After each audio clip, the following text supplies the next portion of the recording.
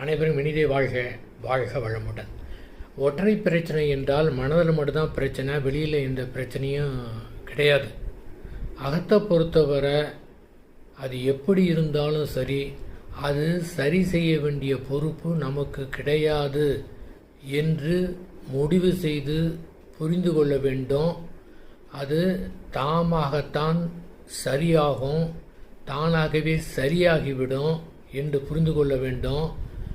அது சரியானாலும் சரி, அல்லது திரும்பவும் மன வேதனை இருந்தாலும் சரி, அதை பொறுத்து எந்த விதமான செயலும் நாம் எடுக்க தேவையில்லை. அது எப்படி இருந்தாலும் பரவாயில்ல, அது எக்கேடு கெட்டு இருந்தாலும் பரவாயில்ல, அது சரி செய்ய வேண்டிய பொறுப்பு நமக்கு இல்லை என்று புரிந்து கொண்டாலே போதுமானது. ஒற்றை பிரச்சனையை பொறுத்தவரை அது ஒரு பிரச்சனையே கிடையாது, தானாகவே சரியாகிவிடும்.